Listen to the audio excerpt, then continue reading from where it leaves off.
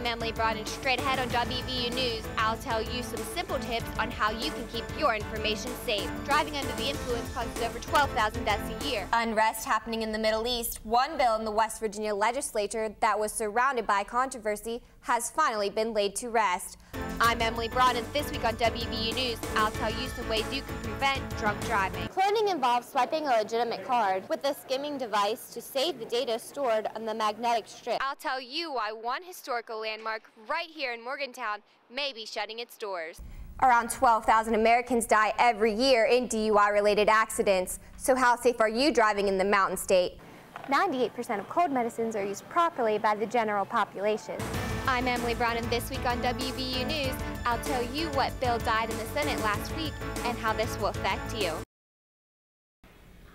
Sona Panu is a mother of 3 and hopes the bill won't be seen in the legislature again. I will think twice before going to the doctor and getting just a prescription for the cold medicine, because it costs a lot of money going to the doctor. The bill passed through the House but died in the Senate last week. West Virginia law enforcement strongly supported the bill because of the high rate of methamphetamine labs in the Mountain State.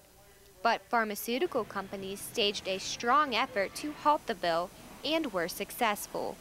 Allergy and cold medicines containing pseudoephedrine, such as Claritin and Zyrtec, are used in the production of meth. Sergeant Brian Hennessy of the Morgantown Police Department says the bill would have benefited everyone. Anytime that you can take drugs out of the community is going to benefit it. It'll reduce crime in the aspect that you don't have as many drug users in the area. Statistics show the discovery of meth labs has decreased by 68% since the West Virginia Retailers Association moved some cold medicines behind the counter 5 years ago. But West Virginia still ranks within the top 5 states of arrests for meth labs. 98% of cold medicines are used properly by the general population. So how can moving them back here make a difference? It will keep them out of the hands of people who are producing methamphetamines. Make it difficult to come by.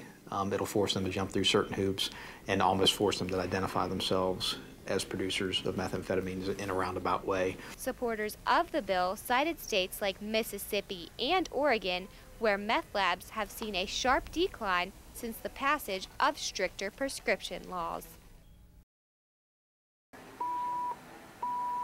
Most people don't find out they are a victim of identity theft until they are turned down for a loan or credit card.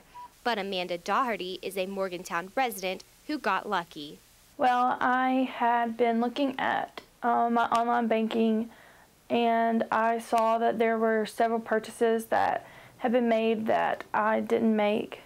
And so I immediately contacted my bank to let them know that those purchases were fraudulent.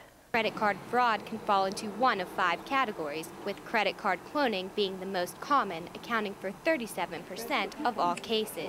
Doherty thinks she is one of that 37%. My debit card never left my possession, so I think that it was either stolen because I had made some online purchases, so it was either stolen that way, or I know there are machines that people will put in like ATMs, or they can use like while you're at the store purchasing, and they can get your number that way. Cloning involves swiping a legitimate card with a skimming device to save the data stored on the magnetic strip and then transferring the data to a dummy card. More victims are choosing to file police reports following theft, nearly doubling reported arrests. If you make several charges that add over $1,000, it becomes a felony, and then it's 1 to 10 years, up to a $2,500 fine.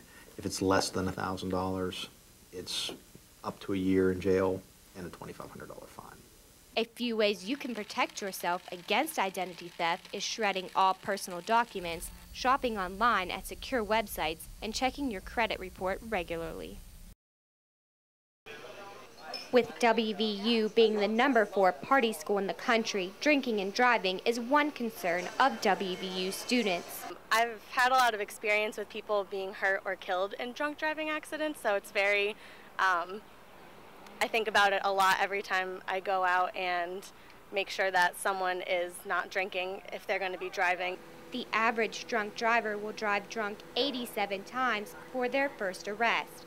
If you have a blood alcohol content of 0.08 or higher, that is considered driving under the influence. police in the Morgantown area are conducting more checkpoints to help catch drunk drivers. If you stop every car, it's the same thing. Yeah, the officer tells the individual what they're checking for. The officer's looking for opposite signs. They're talking to questions, see if they can smell any alcohol. Have you been drinking alcohol? And 99% of the time, people are honest and upfront about it. If you are under the influence, there are many safe alternatives, such as calling a cab, walking, or having a designated driver. It's very important. You should never, drink and drive. So, it's always important to have somebody that you can count on that's going to make sure everybody's safe and, everybody's taken care of. If you are slowed down by a checkpoint or other enforcement activity, officers ask that you be patient to ensure your safety and the safety of others. I found out why a bill that would have curbed the production of methamphetamines in West Virginia did not become law. It really is important to get out there and vote. I agree, Emily. It's a great way to make a difference in the community.